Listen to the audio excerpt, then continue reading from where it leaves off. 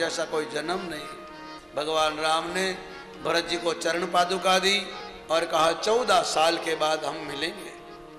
भरत जी चरण पादुका लेकर आए अयोध्या में, राज सिंहासन पर चरण पादुका का रखी, माँ कौशल्या को प्रणाम किया और नंदी गांव में छोटी सी कुटिया बनाकर रहने लगे। भगवान राम लक्ष्मण जानकी चित्रकूट में विराज है। कभी कभी भगवान को माता पिता याद आते हैं, भाई याद आते हैं, तो रात को 2 बजे खड़े हो जाते हैं। माँ जानकी पूछती है क्या हुआ, तो राम रो पड़ते हैं। जब जब राम अवध सुधि करही, जब जब राम अवध सुधि करही, तब तब बारी लोचन। भगवान रोने लग जाते हैं। तब तब बारी लोचन भरही, सुमरे मातु पितु परिजन भाई, सुमरी मातु पितु परिजन भाई, भरत स्नेहु सीलु सेवकाई, भरत स्नेहु सीलु सेवकाई।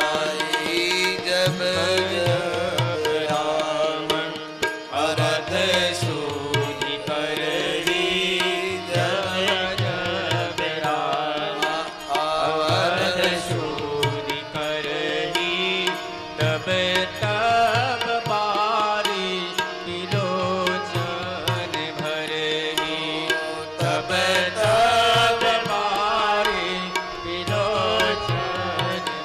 भगवान श्री राम रात को 2 बजे खड़े हो जाते हैं। माँ जानकी देखती है भगवान को रोते हुए। लखनलाल जी तो भगवान की परिक्रमा करे कुटिया की, जब देखा कि भाई और भाभी रो रहे तो लक्ष्मण भी रोने लगे। भैया पानी लाओ, भगवान कहते ले आओ। रात में मंदाकिनी में जाते हैं, पेड़ के पत्ते को तोड़कर उसका दोना बनाकर पानी लेके आते हैं। देखो तो सही हमारा देश की कथा, ऐसा आप नहीं कर सकते। आप भाई भाई साथ में नहीं रह सकते। और माँ का बेटा है, कितनी सेवा करते।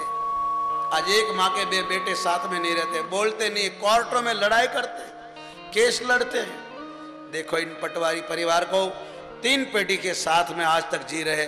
ऐसे कुटुंब को भगवान बख्शिश देता है। ऐसे कुटुंब में भगवान की शांति होती है, भक्ति होती है, धार्मिकता। मैं इसके घर में जब से आया हूँ, कोई तेरी मेरी नहीं, कोई खटपट नहीं, कोई विधि विधान पूछने का नहीं, बस सत्संग सत्संग सत्संग। ऐसा लगता है जैसे मंदिर में बैठे हो। आजकल लोगों को ऐसा लगता है बाबा हमारे घर आ जाए, कुछ दौरा दे दे, कुछ चमत्कार कर दे, कुछ विधि बता दे, बस यही लोगों को लगे। ठीक है आप हमको पूछे, हमारा धर्म है रास्ता दिखाना, पर हम इतने प्रसन्न नहीं होंगे आपके पर। अरे पूछो पूजा कैसे हो, शांति कैसे मिले, भजन कैसे करे, ध्यान कैसे करे, हमारा जीवन का उद्धार कैसे करे, पूछिए तो खरा। आजकल कोई ये तो पूछता नहीं है, बस अपने मतलब की लोग बात करते हैं। इसलिए भगवान राम लक्ष्मण जानकी चित्रकूट में रहते हैं। लक्ष्मण जी फल लेने गए हैं, भगवान राम और जानकी बैठे हैं।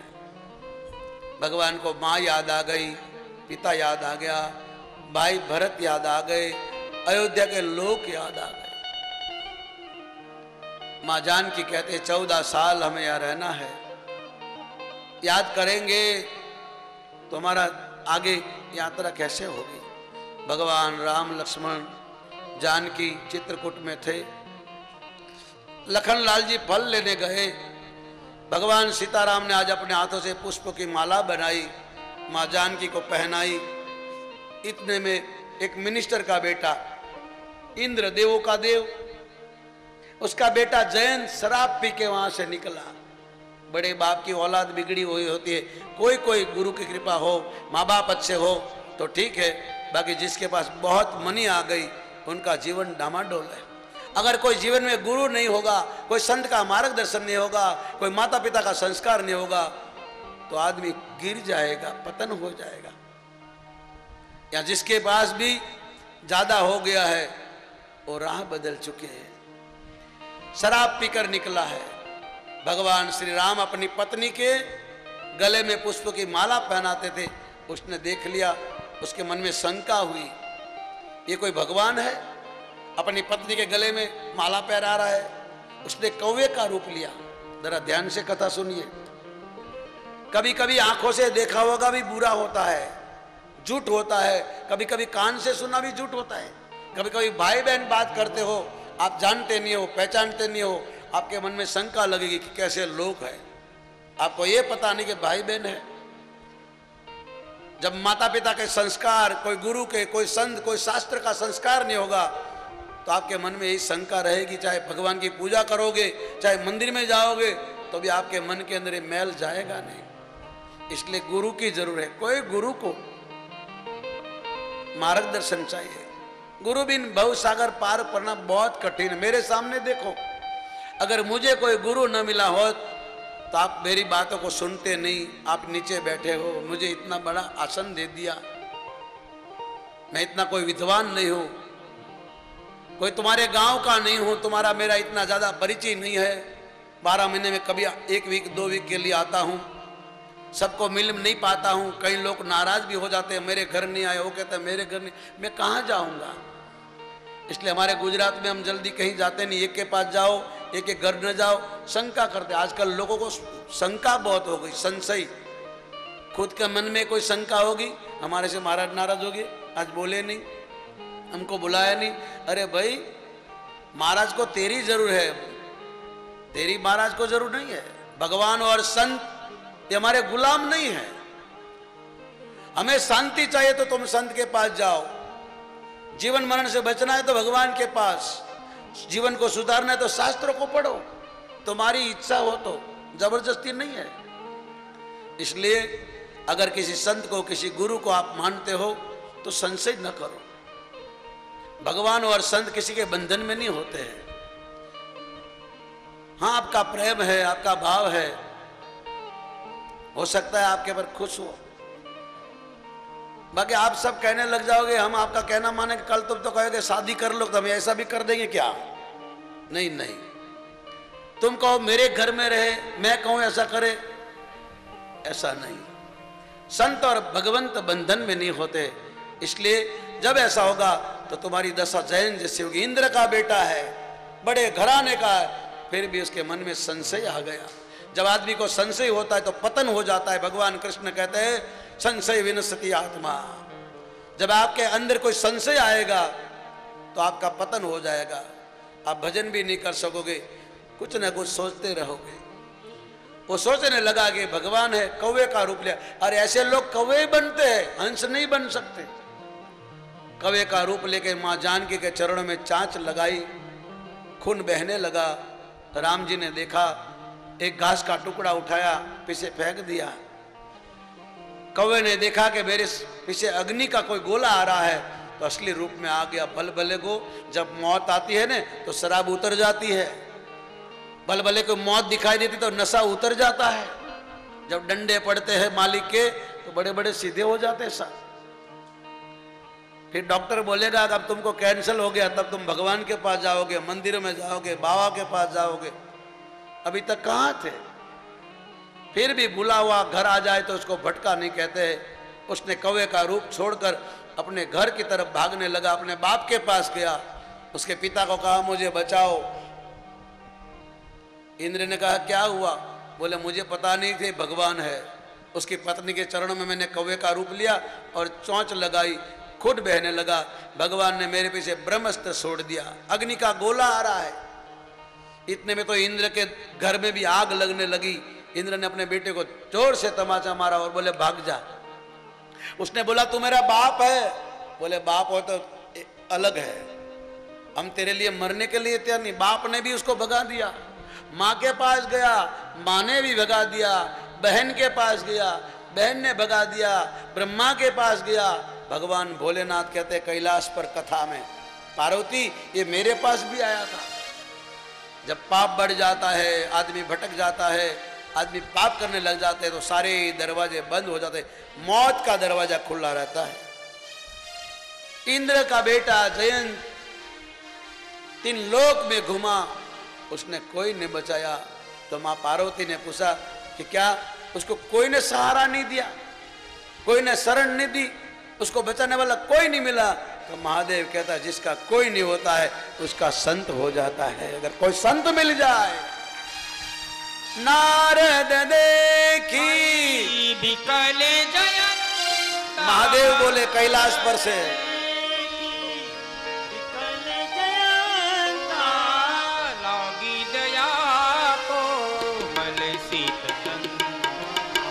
लागी दया को मल शीत संता, सुनी कृपाली अति आरत वाणी, सुनी कृपाली अति आरत वाणी, एक नयन करी तजा भवानी, एक नयन करी तजा भवानी।